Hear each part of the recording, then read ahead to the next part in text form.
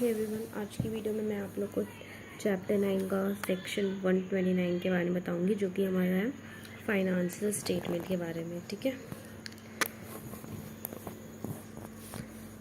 Financial statement के बारे में हमारा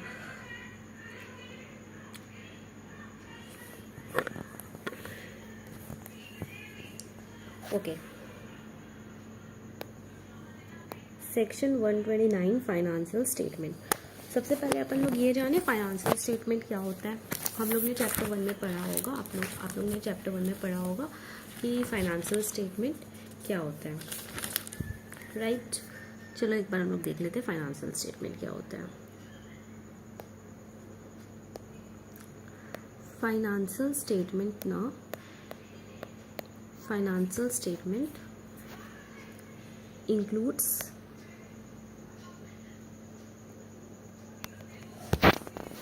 number 1 balance sheet, number 2 profit and loss account, ठीक है। 3 में हमारा कैश फ्लो स्टेटमेंट है। एंड कैश फ्लो स्टेटमेंट कुछ कुछ कंपनीज को नहीं बनाना होता, like OPC, small company and private startups. In company को कैश फ्लो बनाने का ज़रूरत नहीं था, राइट। 4th में हमारा था statement of changes in equity. 4th हमारा था statement of changes in equity.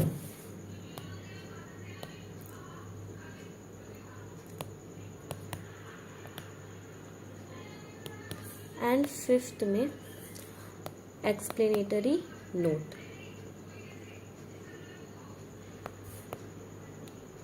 ये चारों में कोई भी अगर एक्सप्लेनेटरी नोट चाहिए होता है तो वो हमारा होता है, ठीक है। तो ये होता है हमारा फाइनेंशियल स्टेटमेंट। फाइनेंशियल स्टेटमेंट में क्या आता है, सबसे पहले हमारा फाइनेंशियल स्टेटमेंट में आता है बैलेंस शीट, नेक्स्ट हमारा profit and loss account, next cash flow statement OPC, small company, private startups को बनाने का ज़रूरत नहीं होता है। फिर है हमारा statement of changes in equity and then हमारा एक्सप्लेनेटरी नोट। कोई भी इन चारों के लिए अगर ज़रूरत हो तो कोई भी एक्सप्लेनेटरी नोट। ओके, तो चलिए अब हम लोग देखते हैं कि फाइनेंशियल स्टेटमेंट के बारे में हमारा बुक में क्या दिया हुआ है। तो financial statement shall give a true and fair view of the state of the affair of the company. जो भी फाइनेंशियल स्टेटमेंट है कंपनी का, उसको ट्रू और फेयर व्यू देना चाहिए और सारा अकाउंटिंग स्टैंडर्ड को फॉलो करना चाहिए, ठीक है। अकॉर्डिंग स्टैंडर्ड के अकॉर्डिंगली होना चाहिए हमारा कंपनी का फाइनेंशियल स्टेटमेंट को, ठीक है। नेक्स्ट वो शेड्यूल 3 का फॉर्म में होना चाहिए। फाइनेंशियल स्टेटमेंट कैसा होना चाहिए, सबसे पहले फाइनेंशियल स्टेटमेंट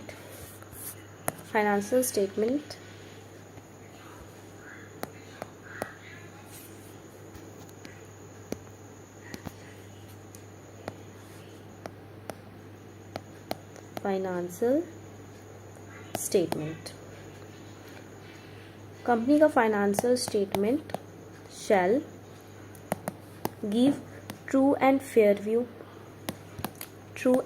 व्यू देना चाहिए, राइट। एंड देन वो अकाउंटिंग स्टैंडर्ड के अकॉर्डिंगली होना चाहिए, अकाउंटिंग स्टैंडर्ड को फॉलो करना चाहिए, राइट। नेक्स्ट शेड्यूल 3 के अकॉर्डिंग बनना चाहिए। तो कंपनी का फाइनेंशियल स्टेटमेंट कैसा होना चाहिए, ट्रू एंड फेयर होना चाहिए हमारा कंपनी का फाइनेंशियल स्टेटमेंट, अकाउंटिंग स्टैंडर्ड को फॉलो करना चाहिए और शेड्यूल 3 के अकॉर्डिंग होना चाहिए, ठीक है। नेक्स्ट इज ये देखते हैं, चलो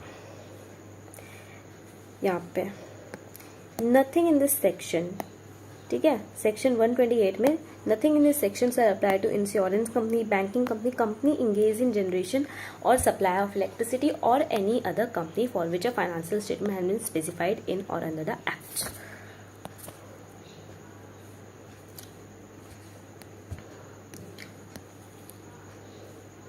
नथिंग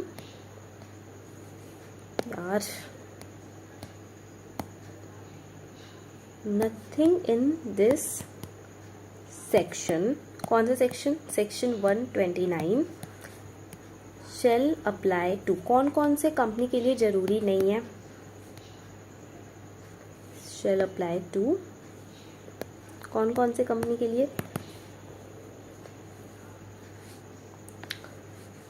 फर्स्ट बैंकिंग कंपनी के लिए, ठीक है, पहला banking company, second insurance company, next electricity company, ठीक है, इलेक्ट्रिसिटी कंपनी दोनों ही जो जनरेट करता है इलेक्ट्रिसिटी को एंड सप्लाई करता है इलेक्ट्रिसिटी को, फोर्थ कोई भी अदर क्लास और classes of company govern under special act, any other class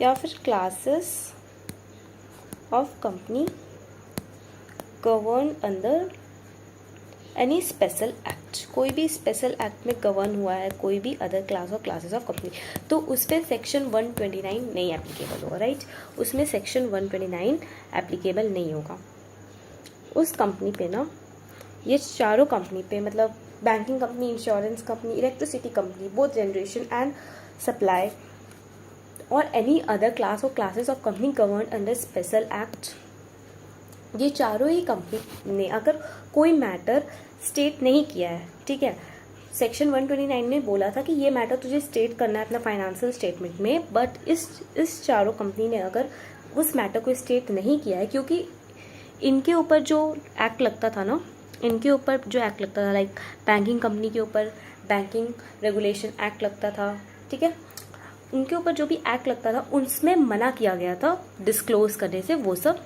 facts, तो अगर तब इस कंपनी ने वो फैक्ट को डिस्क्लोज नहीं किया है तो फिर इन पे कुछ भी पेनल्टी या ऐसा नहीं बोला जाएगा कि इन्होंने फाइनेंशियल स्टेटमेंट को फेयर व्यू नहीं दिया फाइनेंशियल स्टेटमेंट का, ठीक है। सो इफ मैटर्स, अगर जो मैटर्स है ना which are not required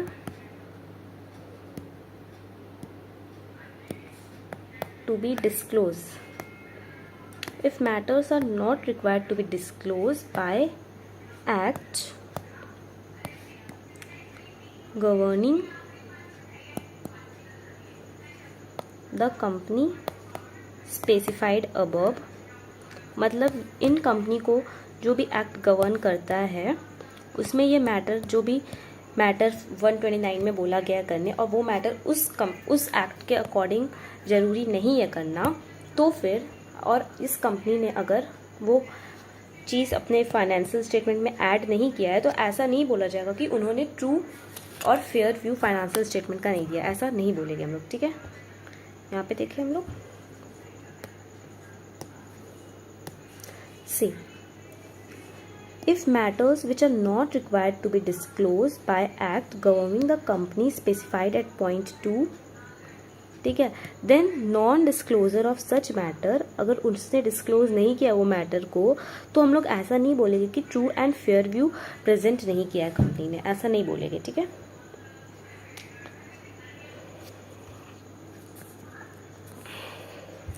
next, laying of financial statement at AGM, अब कंपनी को अपना फाइनेंशियल स्टेटमेंट को एजीएम में प्रेजेंट करना होता है, ठीक है। Board of director of the company shall lay before such meeting financial, okay, इसमें ये बोला गया ना कि जो बोर्ड ऑफ डायरेक्टर है ना कंपनी के, जो कंपनी के डायरेक्टर हैं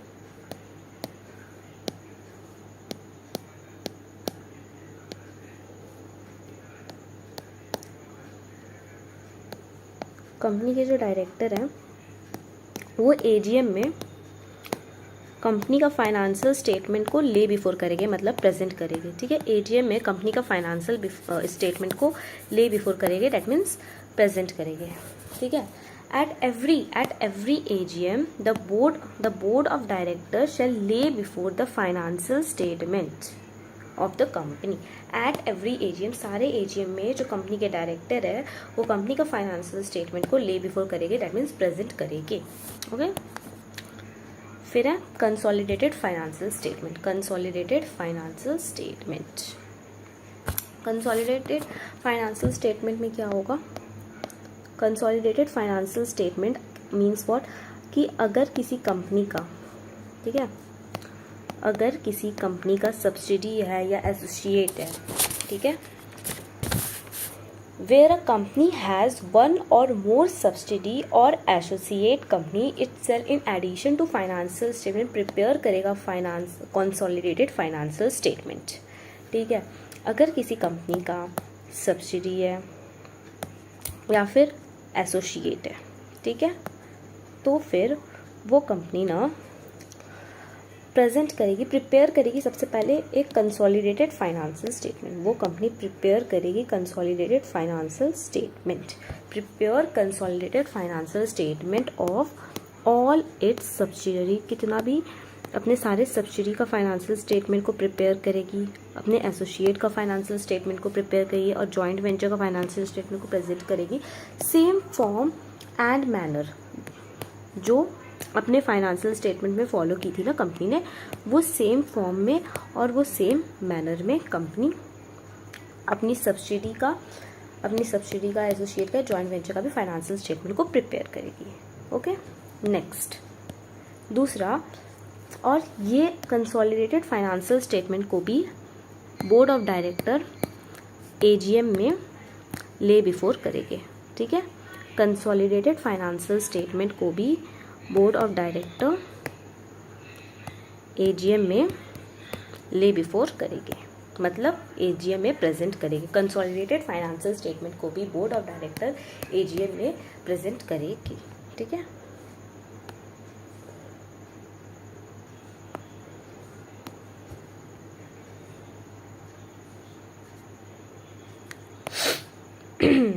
देखो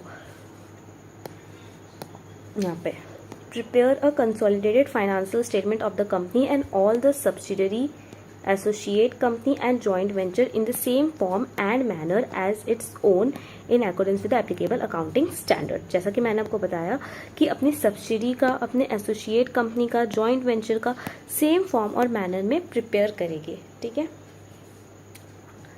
जैसे वो अपना प्रिपेयर करते हैं फाइनेंशियल स्टेटमेंट को कंपनी, वैसे ही अपनी सब्सिडी, एसोसिएट, जॉइंट वेंचर सबका प्रिपेयर करेगी। विच शैल ऑल्सो बी ले before the annual general meeting of the company along with the laying of its financial statement. जैसा कि मैंने आपको बताया कि एजीएम में अपने फाइनेंशियल स्टेटमेंट के साथ कंसोलिडेटेड फाइनेंशियल स्टेटमेंट को भी प्रेजेंट करना होगा। कौन से फॉर्म में? AOC 1 में प्रेजेंट करना होगा। AOC 1 सैलिएंट फीचर कंटेन करेगा फाइनेंशियल स्टेटमेंट का। ठीक है, salient feature of the financial statement contain करेगा AOC 1। कौन सा form? AOC 1। Okay, manner of consolidation of account. Central government में provide for consolidation of accounts of a company in such form as may be prescribe in rule 6 of central government. Central government prescribe करेगी consolidated financial statement कैसे बनाना है company को। ठीक है, schedule 3 में बनाना है। ठीक है, manner of consolidated finance schedule 3 में बनाना है। कंसोलिडेटेड फाइनेंशियल स्टेटमेंट को भी शेड्यूल 3 में बनाना है, क्योंकि हम लोग अपना फाइनेंशियल स्टेटमेंट, कंपनी अपना फाइनेंशियल स्टेटमेंट शेड्यूल 3 में बनाती है। कंसोलिडेटेड को भी शेड्यूल 3 में बनाना है और जो भी एप्लीकेबल अकाउंटिंग स्टैंडर्ड है उसको फॉलो भी करना है, like I have told you. ठीक है, ये सब कुछ इंपॉर्टेंट नहीं है, यहाँ पे देखते हैं हम लोग। ठीक है, exceptions for preparation of cash flow statement. पहले मैं आपको लिख के बताती हूँ कि क्या क्या एक्सेप्शंस है। कैश फ्लो स्टेटमेंट नहीं का, वो वहाँ पे CFS था ना, वो कंसोलिडेटेड फाइनेंशियल स्टेटमेंट था। एक्सेप्शंस क्या है? कंसोलिडेटेड फाइनेंशियल स्टेटमेंट प्रिपेयर करने का एक्सेप्शंस, सबसे पहले अगर होली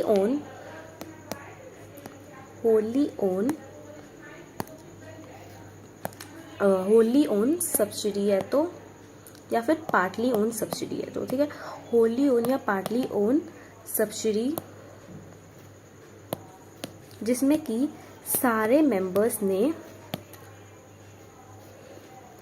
इंटीमेट कर दिया है कि ठीक है company to consolidated financial statement मत बना, ठीक है। होली ओन सब्सिडरी या पार्टली ओन सब्सिडरी है और वो वहाँ पे सारे मेंबर ने इंटीमेट कर दिया है कि no need of consolidated financial statement, company consolidated financial statement बनाने का ज़रूरत नहीं है। सारे मेंबर का कंसेंट मिल गया है राइटिंग में, ठीक है, तो फिर ज़रूरत नहीं है। सारे मेंबर्स का कंसेंट मिल गया राइटिंग में कि कंपनी तुझे कंसोलिडेटेड फाइनेंशियल स्टेटमेंट बनाने का ज़रूरत नहीं है, तो फिर ना कंपनी को कोई ज़रूरत नहीं है कंसोलिडेटेड फाइनेंशियल स्टेटमेंट बनाने का, ठीक है। नेक्स्ट इज़, ये तो पहला पॉइंट था। नेक्स्ट इज़ कंपनी जिसका सिक्योरिटीज़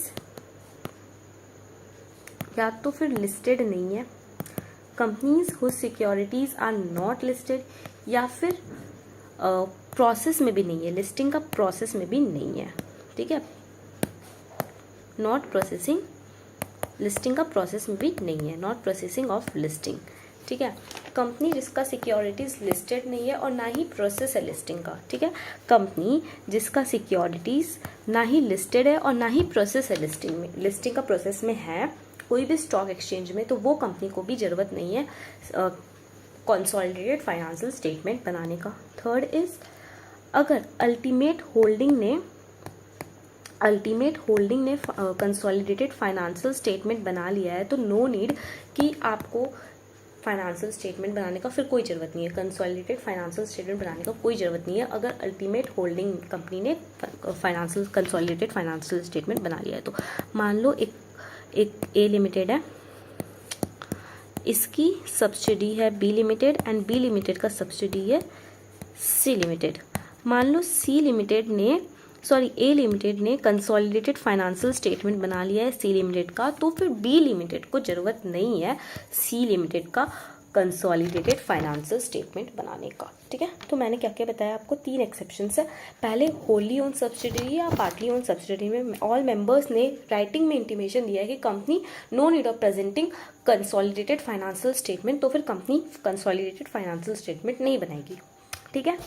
दूसरा, अगर कंपनी का सिक्योरिटीज़ लिस्टेड नहीं है और ना ही प्रोसेस है लिस्टिंग में कोई भी स्टॉक एक्सचेंज में, तो फिर कंपनी को कंसोलिडेटेड फाइनेंशियल स्टेटमेंट बनाने का ज़रूरत नहीं है। तीसरा, अगर अल्टीमेट होल्डिंग ने CFS बना लिया है, ROC के साथ फाइल भी कर दिया है, बना के फाइल कर दिया है ROC के साथ, तब भी कंपनी को यहाँ पे जैसे बी लिमिटेड को बनाने का ज़रूरत नहीं है, ठीक है। तो ये था यहाँ पे। Okay. Next is disclosure of deviation from accounting standard along with the reason and effect thereon. Okay. इसमें क्या है ना कि मान लो कंपनी ना where financial statement of a company do not comply with accounting standard, इधर देखते हैं, where financial statement of a company do not comply with accounting standard, अगर कंपनी का फाइनेंशियल स्टेटमेंट है ना वो कंप्लाई नहीं कर रहा है अकाउंटिंग स्टैंडर्ड को, तो फिर कंपनी डिस्क्लोज कर देगी इस बात को, ठीक है। Company shall disclose in its financial statement, company अपना फाइनेंशियल स्टेटमेंट में बता देगी कि कंपनी का फाइनेंशियल स्टेटमेंट में डेविएशन है, मतलब कंपनी डेविएट कर रही है अकाउंटिंग स्टैंडर्ड को फॉलो नहीं कर रही है, और रीज़न बता देगी ऑफ सच डेविएशन एंड क्या इफेक्ट आया, फाइनेंशियल इफेक्ट आया वो भी बता देगी, ठीक है। अगर company do not comply accounting standard, अगर कंपनी ने अकाउंटिंग स्टैंडर्ड को कंप्लाई नहीं किया है तो फिर क्या हो, तो फिर कंपनी को क्या करना है, ठीक है। तो कंपनी ना सबसे पहले कंपनी ना डिस्क्लोज कर देगी, company will disclose the deviation, disclose करेगी डेविएशन को, कंपनी डेविएशन को डिस्क्लोज कर देगी सबसे पहले, ठीक है। दूसरा बताएगी रीज़न फॉर डेविएशन की आगे डेविएशन हुआ क्यों, कंपनी पहले डिस्क्लोज करेगी कि डेविएशन है फाइनेंशियल स्टेटमेंट में, और दूसरा रीज़न बताएगी कि क्यों डेविएशन हुआ है, ठीक है। तीसरा, क्या फाइनेंशियल इफेक्ट आया, डेविएशन करने से क्या फाइनेंशियल इफेक्ट आया है वो भी कंपनी बताएगी, ठीक है, क्या क्या पहले डिस्क्लोज करेगी डेविएशन के बारे में, दूसरा बताएगी रीज़न क्या था डेविएशन का, तीसरा वो फाइनेंशियल इफेक्ट बताएगी, अगर कोई फाइनेंशियल इफेक्ट है तो कंपनी वो भी बताएगी। Exception by central government in public interest, अगर सेंट्रल गवर्नमेंट चाहे, द सेंट्रल गवर्नमेंट में on its own or on an application by a class or classes of company by notification exempt कर देगी कोई भी क्लास या क्लासेस ऑफ कंपनी को for complying with any of the requirement of the section and rule made therein if it is considered necessary to grant exception to the public interest and such exception will be granted either on condition। okay, अगर central government चाहे तो कोई भी class या classes of a company को बोल सकती है कि कोई ज़रूरत नहीं है तुझे ये सीए वाला सेक्शन फॉलो करने का, यानी कि सीएफएस बनाने का, कंसोलिडेटेड फाइनेंशियल स्टेटमेंट बनाने का, ये रूल्स को फॉलो करने का ज़रूरत नहीं है in public interest, public interest में तुझे ज़रूरत नहीं है ये सेक्शन या रूल्स को फॉलो करने का। सेंट्रल गवर्नमेंट चाहे तो सेंट्रल गवर्नमेंट ऐसा कर सकती है। ठीक है, गवर्नमेंट कंपनी है ना, government company engaged in defense production, government company engaged in defense production के ऊपर सेक्शन 129 एप्लीकेबल नहीं है। ठीक है, section 129 shall not applicable to the government company engaged in defense production। Okay, next is penalty, कितना penalty लगेगा। ठीक है, कितना पेनल्टी लगेगा, देखो अगर कंपनी में ना, अगर company contravenes the provision of section 129, तो अगर मैनेजिंग डायरेक्टर है या होल टाइम डायरेक्टर है, इंचार्ज ऑफ फाइनेंस या सीएफओ है, चीफ फाइनेंशियल ऑफिसर या एनी अदर पर्सन, अगर कंपनी में ये 4 लोग हैं या कोई भी है इनमें से, कौन कौन, MD managing director, whole time director, in charge of finance या सीएफओ या एनी अदर पर्सन, अगर ये लोग हैं तो फिर imprisonment up to 1 year, fine for ₹50,000 to 5 lakh या फिर दोनों। ठीक है, क्या बोला मैंने, imprisonment up to 1 year, jail हो जाएगा, इम्प्रीजमेंट हो जाएगा 1 साल का, फाइन लगेगा 50,000 से लेके ₹5 लाख तक या फिर दोनों भी हो सकता है। ठीक है, और अगर ये लोग नहीं है यहाँ पे तो फिर सारे डायरेक्टर को इम्प्रीजमेंट होगा 1 ईयर का, फाइन लग जाएगा 50,000 रुपीज़ से 5 लाख तक या फिर दोनों। ठीक है, रिकैप लेते हैं। पेनल्टी, कितना पेनल्टी लगेगा। ठीक है, अगर कंपनी में ना एमडी है, whole time director in finance है, एमडी है, whole time director in finance है, देन सीएफओ है, that is chief financial officer या एनी अदर पर्सन। ठीक है, अगर ये लोग हैं यस, तो इन लोग पे लग जाएगा इम्प्रीजमेंट 1 ईयर का अप टू 1 ईयर। ठीक है, सेकेंडली फाइन लगेगा, फाइन फ्रॉम ₹50,000 to ₹5 लाख। ठीक है, इम्प्रीजमेंट हो जाएगा या फाइन लग जाएगा 50,000 से लेके 5 लाख तक या फिर दोनों। ठीक है, और अगर managing director, whole time director in finance, CFO या एनी अदर पर्सन नहीं है, नो, तो फिर सारे डायरेक्टर पर, all directors of the company के ऊपर ये लग जाएगा, ये तीनों, that is imprisonment, fine and या तो फिर दोनों। ठीक है, इतना ही था हमारा ये सेक्शन में। अभी हम लोग देख लेते हैं सेक्शन 130। ठीक है, सेक्शन 130 क्या है। ठीक है, reopening of account of court, reopening of account on court और ट्राइब्यूनल ऑर्डर्स। ठीक है, कंपनी का जो अकाउंट है ना वो रीओपन हो सकता है अगर कंपनी को एप्लीकेशन मिला, मतलब एप्लीकेशन मेड बाय,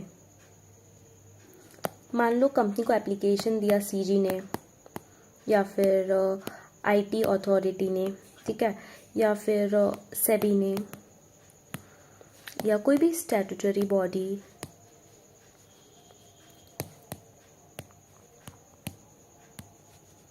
या फिर any other person.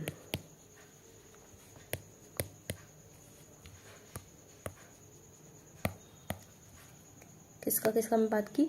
CG, IT authority, SEBI, security board, sorry statutory body, या एनी अदर पर्सन का एप्लीकेशन मिलने पे।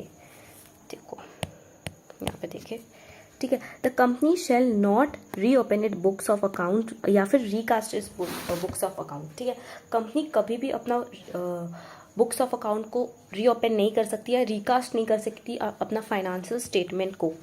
ठीक है, अनलेस सीजी ने या आईटी अथॉरिटी ने, सेबी ने, या एनी स्टैट्यूटरी बॉडी में, या एनी अदर पर्सन ने ऑर्डर दिया हो कोर्ट में कि कोर्ट के पास बोला हो, ठीक है, and an order is made by the court, court ने ऑर्डर दिया हो या ट्राइब्यूनल ने ऑर्डर दिया हो, क्योंकि उनको ऐसा लग रहा है कि कंपनी अपना फाइनेंशियल स्टेटमेंट ना, अपना अकाउंट ना प्रूडेंट मैनर में बना रही है या फिर मिसमैनेज कर रही है अपना अफेयर्स को। ठीक है, अकाउंट प्रूडेंट मैनर में बना रही है या फिर मिसमैनेज कर रही है अपना अफेयर्स को।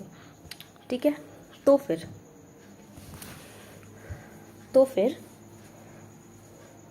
कोर्ट या ट्राइब्यूनल सेंट्रल गवर्नमेंट को नोटिस देंगे या इनकम टैक्स अथॉरिटी को नोटिस देंगे, सेबी को नोटिस देंगे, कोई भी स्टैट्यूटरी बॉडी या एनी अदर पर्सन जिसने भी फाइल किया हो कोर्ट के पास कि कंपनी ने प्रूडेंटली अपना काम किया हुआ है, बुक्स ऑफ अकाउंट बनाए हुए या मिसमैनेज किया अपना अफेयर्स को, जिसने भी बोला उनको जाके नोटिस दे देगी और उनका जो भी रिप्रेजेंटेशन होगा, if any made then before passing any order under this section. रुको, वेट, इधर देखते हैं हम लोग। ठीक है, मैंने आपको बताया कि कंपनी अपना अकाउंट रीकास्ट कभी नहीं करती है, रीओपन नहीं करती है अनलेस उनको एप्लीकेशन मिलता हो, अनलेस कंपनी को एप्लीकेशन मिला हो सीजी से, आईटी अथॉरिटी से, सेबी से, या स्टैट्यूटरी बॉडी से, या एनी अदर पर्सन से। ठीक है, जब तक कंपनी को ऑर्डर नहीं मिल जाता है इन लोग से, CG, IT authority, SEBI, statutory body या एनी अदर पर्सन से, तब तक कंपनी अपना अकाउंट को रीओपन नहीं करेगी या रीकास्ट नहीं करेगी। ठीक है, मान लो सीजी ने या आईटी अथॉरिटी, सेबी, किसी ने भी अप्लाई किया है एनसीईआरटी के पास, अप्लाई किया है एनसीईआरटी के पास, दैट इज ट्राइब्यूनल के पास, और फिर ट्राइब्यूनल ऑर्डर कर देगी कंपनी को कि तू अपना अकाउंट रीकास्ट कर, कंपनी अपना अकाउंट को रीकास्ट कर, अपना बुक्स ऑफ अकाउंट को रीड्राफ्ट कर, रीओपन कर। ठीक है, तो फिर कंपनी को करना पड़ेगा, कंपनी को अपना अकाउंट को रीओपन करना पड़ेगा, रीड्राफ्ट करना पड़ेगा अपना अकाउंट को। ठीक है, और कितना साल का अकाउंट को वो रीओपन या रीकास्ट कर सकती है? रीकास्ट कर सकती है 8 ईयर्स का, पिछले 8 सालों का अकाउंट को, या फिर कोई भी higher amount, such higher year, कोई भी हायर ईयर। मतलब अगर सीजी ने कंपनी को बोला था तुझे 8 साल का नहीं 10 साल का करना है, बना अपना अकाउंट को प्रिजर्व करके रखना है, तो कंपनी 10 साल तक का प्रिजर्व करेगी। ठीक है, सच हायर ईयर जो प्रिस्क्राइब किया है। ठीक है, सच हायर ईयर में बी प्रिस्क्राइब। ठीक है, और क्या रीज़न हो सकता है कि कंपनी को बोला जाए अकाउंट को रीकास्ट कर या फिर रीओपन कर? क्या रीज़न हो सकता है रीकास्ट करवाने का या रीओपन करवाने का? अगर कंपनी ने प्रूडेंटली अपना काम किया हो तो, ठीक है, प्रूडेंटली अपना बुक्स ऑफ अकाउंट मेंटेन किया हो, या फिर कंपनी का जो अफेयर्स है ना, अफेयर्स ऑफ द कंपनी वो मिसमैनेज हो रहा हो, कंपनी का अफेयर्स मिसमैनेज हो रहा हो, तो सबसे पहले प्रूडेंटली अपना बुक्स ऑफ अकाउंट को प्रिपेयर किया हुआ होगा कंपनी ने, तब कंपनी को ऐसा ऑर्डर मिल सकता है, या फिर कंपनी अपना अफेयर्स को मिसमैनेज कर रही हो तो फिर ये ऑर्डर मिल सकता है। ठीक है, सो मैंने आज के वीडियो में मैं आप लोग को सेक्शन 129 एंड सेक्शन 130 बताई हूँ। आई होप आप लोग के लिए वीडियो हेल्पफुल रहा हो। So that's it for this video guys, bye.